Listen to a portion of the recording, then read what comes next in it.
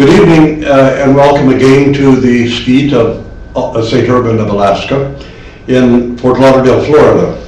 Again, we're recording this in the chapel of the Skeet at the Skeet where Father Vasily Welch, who's the director of the community of St. Herman's,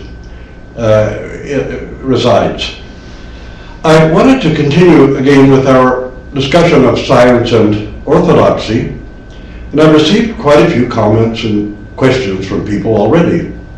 One thing I want to make clear, we are not going to pursue what is called scientific creationism. First of all, because it's a fraud. It's not scientific, and the premises upon which it is based are not orthodox. We're not going to get involved in the debates and arguments that fundamentalists have with evolutionary biology. And I'm also not going to try to avoid controversy. I want to speak what is actual, not what some people fantasize should be actual. If the truth undermines your faith, then I suggest that you never had faith in the first place. Faith is not coming into accord with a collection of facts or a system of facts. Faith is an orientation of the soul toward the will of God. And we need to stop trying to substantiate faith with superstitions, falsehoods, trying to cook the books on science, and trying to maintain models of reality which are obsolete and known to be false. So if you're expecting any of that from these broadcasts, you're not going to get it. The one thing I want to begin with, however, is the creation narrative. The creation narrative is certainly by no means a scientific statement. There was no need or reason why God should tell us how hydrogen became oxygen, freon, how it ended up becoming mercury so that we could eat it in our tuna and lose our minds. But anyway, we were told about just the bare necessities about the creation of the earth and the universe. What the creation narrative tells us is this: God created us from perfect love. And if He created from love, He created us with freedom. Because love demanded without freedom is a psychosis, but it is not love. Love given without freedom is an obsession, but it is not love. And so God, creating us from perfect love, created us with freedom, and then offered to us that one great essential of genuine love and of genuine relationships, trust.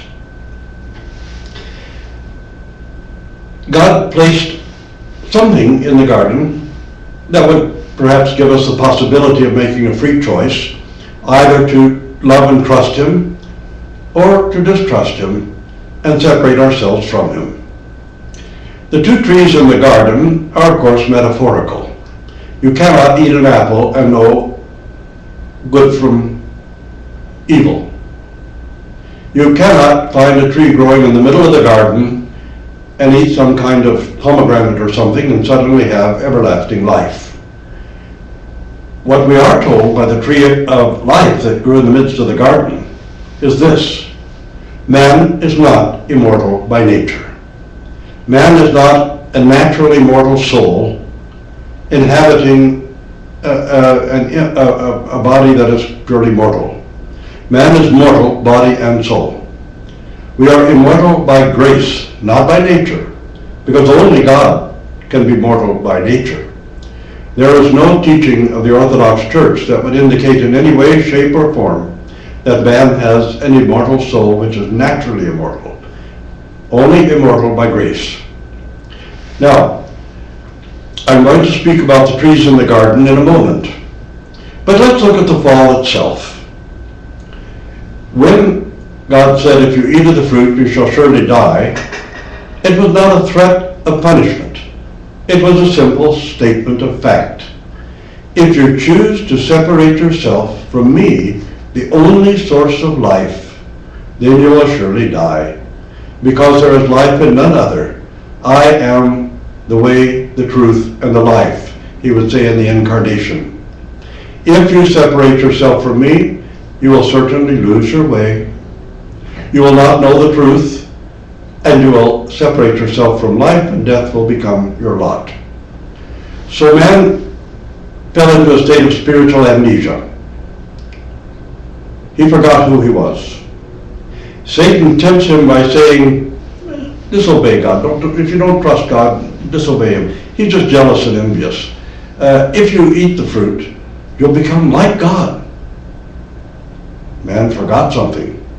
He already was like God. He was created in the image and likeness of God. So Satan speaks something that is a little bit true, but it's a counterfeit of what God has given us. And this is very significant. Satan is always offering us a counterfeit of something that God has actually given us. And that counterfeit is a toxin, something very destructive. So man listens to Satan, becomes separated from God, the only source of life, and falls into something else. God is also perfect, unselfish love. Now man falls away from God and falls into egotism, selfishness, and self-centeredness. And this is the whole mystery of the fall. The two trees in the Garden of Eden, of course, we discussed this earlier in some of our broadcasts, really a prophecy about Golgotha. Because the two thieves who were crucified, the one on either side of Christ, one looked upon Christ and saw him as the good, and suddenly realized his own wickedness. So the cross of Christ at that moment became the tree of the knowledge of good and evil for him. And when he said, Lord, remember me when you come into your kingdom, the cross of Jesus Christ became the tree of life for him, just as it is the tree of life for us.